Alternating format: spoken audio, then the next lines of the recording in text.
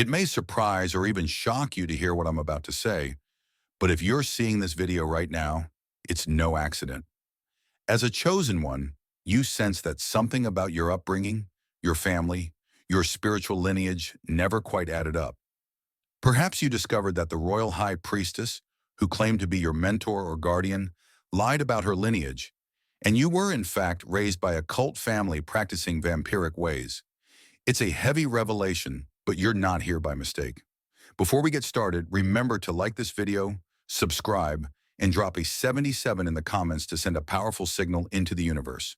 Play this video as many times as you feel called. If you truly are a chosen one, you'll stay until the end. If not, you'll likely drift away before the deeper truths unfold. Chapter 1. Discovering the Distorted Lineage. When you first heard tales of your noble heritage, perhaps whispers of a royal bloodline or high spiritual rank, some part of you felt uneasy. Maybe this royal high priestess figure spoke grandly of ancient traditions, claiming you were chosen to inherit secret rights. Yet, the deeper you dug, the more inconsistencies you found. Names didn't match historical records, details shifted every time you asked, and the sense of reverence she demanded felt forced rather than earned. Over time, your skepticism grew into a quiet certainty. Something about her lineage claims was deeply off. You might have questioned yourself early on. After all, as a chosen one, you're sensitive to spiritual nuance. Could you be missing a piece of the puzzle? Was it possible her story was genuine, but you simply weren't enlightened enough to grasp it yet? Your intuition kept sending alarm bells, like a subtle whisper telling you that the puzzle pieces didn't fit. Friends or people you meet every day might have urged you to trust her, citing her lavish knowledge of rituals or her outward projection of authority. But your gut said otherwise. In time, the facade cracked. You realized that many of her so-called royal credentials came from self-bestowed titles, or that she manipulated documents and genealogies. Perhaps you found contradictory claims or overheard private conversations where she admitted to fabrications. The more you uncovered, the more you realized her entire spiritual persona was an elaborate mask, a means to gain power or control over those who sought genuine guidance. This revelation stung especially hard because you had placed trust in her. You wanted to believe in a higher lineage that connected you to cosmic ancestry. Seeing her lies wasn't just a personal betrayal, it also cast doubt on the spiritual traditions she taught. Which parts were real and which were twisted by her agenda? You might have felt a sense of spiritual disorientation, wondering if everything you learned was tainted. But there's a silver lining. Truth surfaces to guide you back to authenticity. The unmasking of her lineage claims allows you to sever illusions that once bound you. By confronting this deception, you step into your own spiritual discernment. You see that your true inheritance doesn't hinge on her glorified bloodline stories. It arises from your own soul's connection to higher realms. She might have touted royalty to feign superiority, but as a chosen one, you understand that spiritual royalty is measured by integrity and alignment, not by theatrical lineage. Knowing the truth might provoke anger, sadness, or confusion, yet it also liberates you from following a false figure. Rather than letting the lies shake your faith, you can channel your disappointment into clarity. You reclaim your power to define your path, to seek mentors who live authentically, and to trust that real spiritual nobility transcends paper pedigrees or flamboyant rituals. In essence, discovering the distorted lineage might be the best thing that ever happened to you, for it compels you to rely on your own direct communion with the divine, free from her manipulative influences. Chapter 2. Raised by cult family for vampiric ways. The notion of being raised by a family deeply involved in vampiric practices is a chilling revelation. This might not mean literal blood-sucking. It could be an energetic vampirism, emotional manipulation, or twisted doctrines that drain one's spirit rather than nourish it. Such families often masquerade as spiritual or religious clans, claiming special knowledge or exclusive ties to ancient secrets. Yet behind closed doors, the environment felt suffocating, exploitative, and eerily ritualistic. Perhaps you grew up sensing an undercurrent of fear, noticing how members tiptoed around the so-called high priestess or strict hierarchy. You might have seen bizarre ceremonies or overheard talk of power transfers, fueling your suspicion that something very dark was at play. People outside the circle had no clue or brushed off concerns with statements like, they just have unique traditions. Meanwhile, you felt that these traditions drained your essence, not enlightened you. One hallmark of a vampiric cult dynamic is the constant demand for loyalty and energy. They might have guilt-tripped you into participating in draining rites under the guise of duty.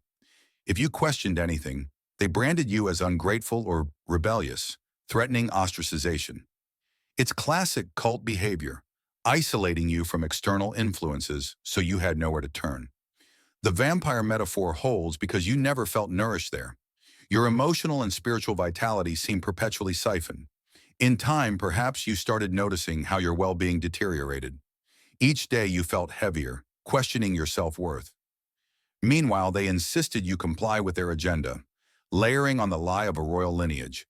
It was a manipulative tool. If you believed you had extraordinary heritage, you might keep serving their twisted cause, believing you were fulfilling some noble destiny. This blend of flattery and oppression is cunning, ensuring your devotion while your true light is systematically leached.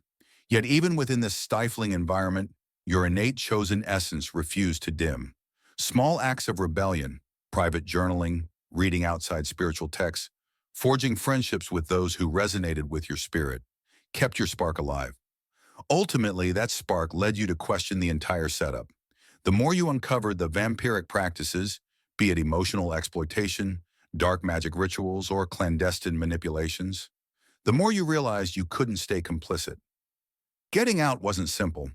Cult families cling fiercely to their members, especially those who exhibit genuine gifts.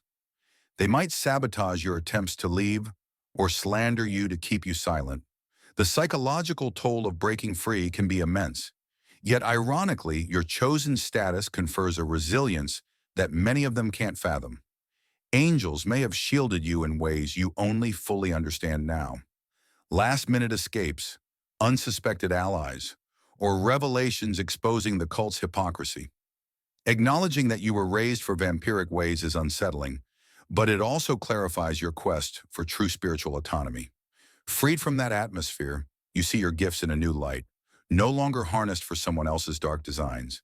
Instead, you can use them to bring healing and truth, something your ex-cult family never intended.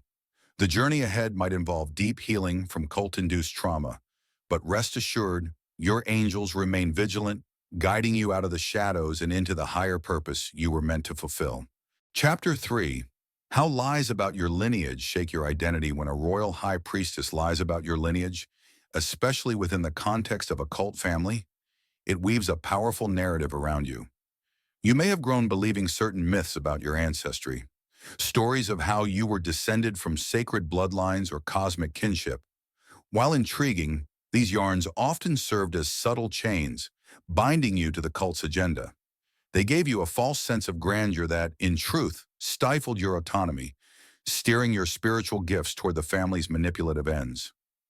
During your youth, it might have felt empowering to hear that you held royal status, especially if you felt unseen in other aspects of life.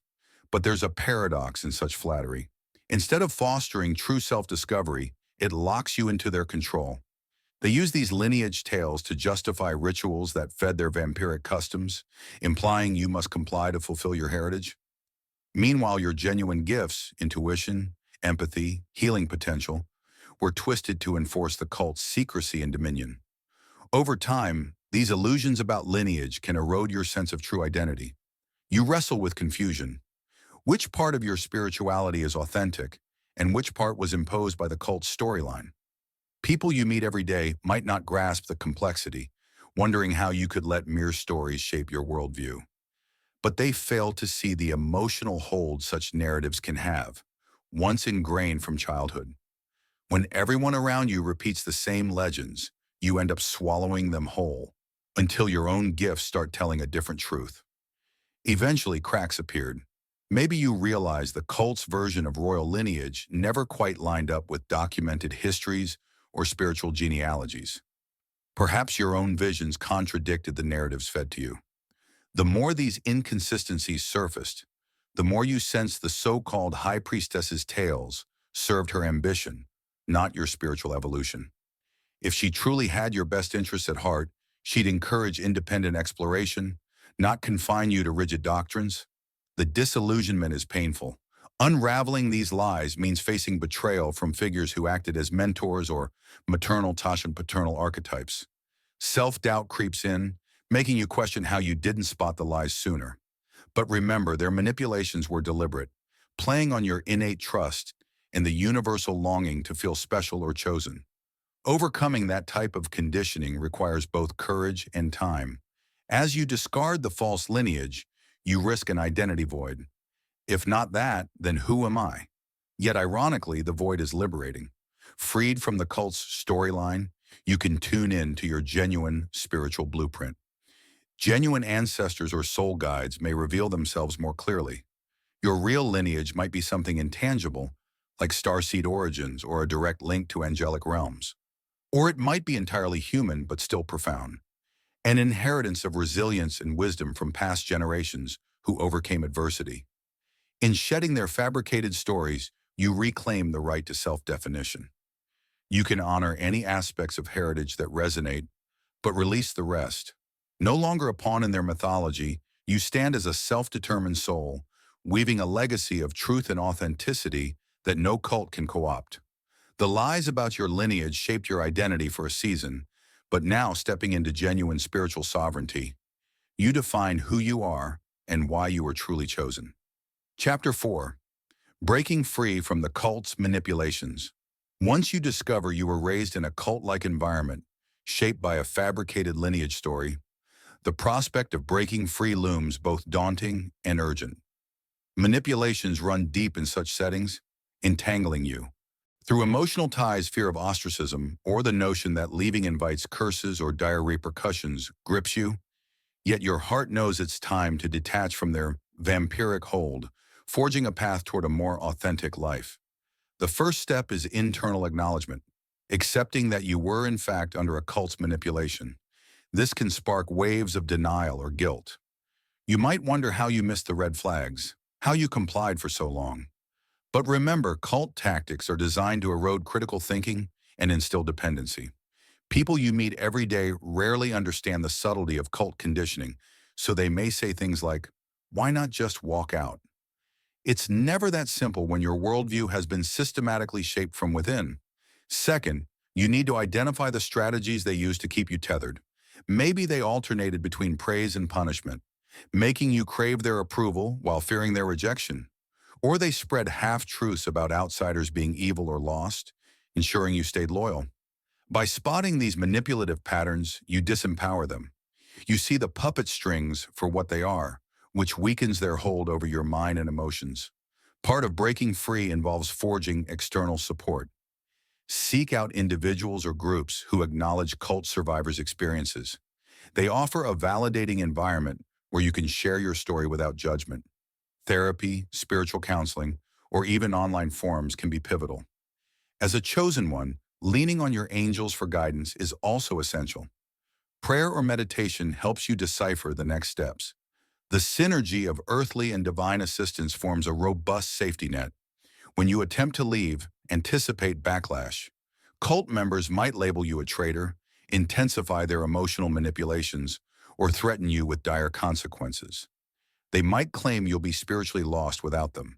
Stand firm. You carry within you an undeniable truth, that their system is an unhealthy facade. The initial shock of leaving can feel disorienting, but trust that each day away from them clarifies your mind. Freed from their daily rhetoric, you start discerning your own thoughts, desires, and spiritual urges again. Finally, cut ties carefully. If you fear direct confrontation, you might plan a strategic exit, saving funds or relocating discreetly. People who remain in the cult may try to lure you back with pleas or guilt tricks. Repeatedly affirm your choice, reminding yourself that your gifts and your soul's direction flourish better outside their toxic orbit. Over time, the mental fog lifts. You realize how stifled you once were, how artificially they limited your growth. Now unbound, you're free to explore spiritual truths, Meet mentors who resonate with your authentic frequency, and anchor in the protective energies you've sensed but never fully embraced under their rule. Escaping is no trivial matter. It's a leap from an oppressive comfort zone into uncertain freedom. Yet your divine guardians wouldn't have revealed the cult's deceit if you weren't ready to break away. Surrounded by their watchful presence, you can sever the cult's manipulative cords, forging an independent future defined by genuine faith, untainted spiritual explorations, and the radiant power you only discovered once you recognized how deeply they caged you. Chapter 5. Reclaiming your true spiritual practices. Having broken away from cult illusions, you stand on the brink of reconnecting with genuine spiritual practices. The cult may have merged partial truths with dark distortions, leaving you wary of anything reminiscent of their rituals. Yet your soul yearns for authentic communion, prayer, meditation, or sacred acts they once twisted. Now is the time to strip away their manipulative overlays and rediscover a pure, healing connection with the divine. Begin with a spiritual detox, considering stepping back briefly from all ritual-like activities to release any triggers tied to the cult's methods. This clearing grants perspective, letting you examine which practices were oppressive and which offered real insight. Journaling can clarify the difference between genuine spiritual longing and leftover programming. This self-reflection sets the stage for a new, sincere practice. Others might question why you're no longer engaging in familiar rituals or leading certain meditations. A brief explanation, "I'm rebuilding my spiritual foundation," usually suffices. Ultimately, this is your journey to heal. Only you understand the deep residue of deceptions the cult planted in your heart. When ready, reintroduce practices that truly resonate. Perhaps that means walking in nature, silently communing with your angels, or reading texts rooted in unconditional love rather than fear. If prayer was once weaponized, create your own heartfelt prayers, free from rigid incantations. This simple act reclaims prayer as a soulful dialogue rather than a tool of control. Stay attuned to emotional responses. A sense of dread might signal lingering trauma, telling you to pause and breathe. Meanwhile, if a practice sparks peace, clarity, or gentle euphoria, it likely aligns with your soul's truth. Over time, you'll discover patterns that shape daily or weekly routines, some mixture of solitude, community, and compassion-based rituals. A crucial piece is regaining self-trust. The cult undermined your ability to discern. Now your inner voice becomes your compass. Keep what fosters joy and empathy. Discard what feels off. Reclaiming authority over your spiritual path exemplifies deep healing from past subjugation and affirms that your divine connection was never lost, only obscured. Ultimately, reclaiming your true spiritual practices is an ongoing dance, replacing cold, distorted steps with a genuine rhythm. Every move toward authentic worship represents a victory, reuniting you with the cosmic heartbeat that was always there. Freed from manipulation, you step into a luminous spiritual path, finally experiencing the purity and power of your bond with the sacred. Chapter 6. Strengthening your bond with high-ranked angels. As you reclaim genuine spiritual practices, your connection with high-ranked angels evolves from a hazy sense of helpful energies into a deliberate partnership. With your newfound clarity, you can now consciously engage these protective forces, deepening a bond that offers both guidance and comfort. To strengthen this bond, invite them into your day. Begin each morning not just with prayer, but also with quiet listening. Meditation or breathwork can open a channel for subtle signs, images, words, or gentle intuitions. Since you've distanced yourself from manipulative teachings, you can trust these signals as genuine. Angels respond powerfully to direct invitations. Acknowledging their guardianship bolsters your synergy and encourages their active involvement. Others may label conversing with angels as fanciful, yet you've seen enough coincidences to know a higher pattern is at play. By honoring this spiritual alliance, you grasp that you're never alone. A celestial team stands behind you, keeping your earthly mission protected. Gratitude also amplifies angelic presence. Each time you sense intervention, a narrowly avoided mishap, a fortunate encounter, or a prompt to alter plans, pause to thank them. Speak or write your appreciation, letting it fortify these blessings. Over time, you'll see how your free will and angelic orchestration weave together, creating a tapestry of synchronicity. You can devise simple rituals of communication, such as lighting a certain candle color or wearing a gemstone that resonates with angelic frequencies. Though optional, such gestures focus your intent and signal openness to support. Another helpful practice is keeping a dream journal. Angels often communicate in dreams, and writing them down reveals patterns or repeated symbols that might guide you. As you tune in more, you'll sense distinct angelic energies, some protective and warrior-like, others nurturing or revelatory. In moments of confusion, call upon the presence that aligns with your immediate need. Recognizing their varied roles boosts your confidence to act boldly, trusting you're watched over. Ultimately, strengthening your bond with high-ranked angels isn't about spectacle. It's about forging a genuine relationship with benevolent forces that complement your gifts. Freed from cult distortions, this divine partnership affirms that your destiny, guided by free will and cosmic grace, remains safeguarded from negativity, leading you ever closer to your highest potential. Chapter 7. Moving Forward as the True. You unbound and empowered, having navigated a labyrinth of deception, endured manipulative doctrines, and discovered both the lies about your lineage and the vampiric nature of that cult family, you've emerged profoundly altered. Yet your transformation is not about damage but discovery. The illusions that once tethered you have been stripped away, revealing a core identity that is truly expansive, spiritual, and free. Now it's time to move forward as the authentic you, unbound by past distortions and empowered by genuine cosmic support. Moving forward means acknowledging that the royal high priestess narrative was a tool used to control you. Rejecting her claims doesn't negate your inherent sovereignty as a chosen one. If anything, it clarifies that you never needed a self-appointed gatekeeper to access spiritual realms. The direct relationship you hold with the divine surpasses any contrived lineage. This newfound independence also fosters humility because you recognize your gifts come from a source larger than any human-imposed hierarchy. In practical terms, your next steps may include forging new alliances with like-minded individuals who resonate with truth and transparency. Whether they're mentors, peers, or spiritually awakened friends, their support helps you further integrate the lessons gleaned from adversity. Instead of isolating yourself due to fear of betrayal, you selectively open to connections that spark genuine synergy. Trust your discernment. It has sharpened immeasurably through your ordeal.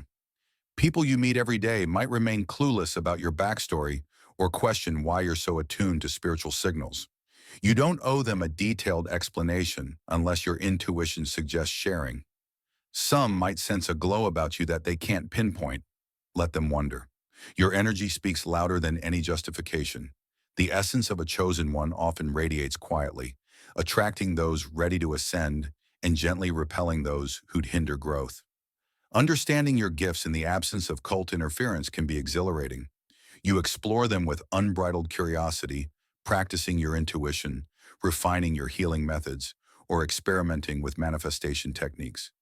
Because you're no longer acting under the cult's manipulative narrative, these gifts blossom in pure form, blossoming daily to reveal fresh facets of your potential. Each new discovery reaffirms your calling as a channel for divine love, wisdom, or transformation. Alongside your personal expansion, you might feel drawn to advocate for others trapped in deceitful spiritual circles. Your story can encourage them to question suspicious dogmas and trust their inner voice. Even if you don't publicly campaign, your mere example emboldens others to break free from oppressive structures. In that sense, your liberation weaves into a bigger tapestry of collective awakening. At last, remember that forgiveness plays a role in finalizing this chapter. Forgiving those who lied or used you doesn't excuse their actions, but it releases you from emotional chains that otherwise anchor you to past pain. In a state of forgiveness, you reclaim your emotional space for joy, innovation, and deeper love. Merging forgiveness with self-affirmation, you stand poised to navigate life with the clarity and grace you attain, truly a testament to the journey of a chosen soul who overcame illusions and now thrives in unfiltered authenticity.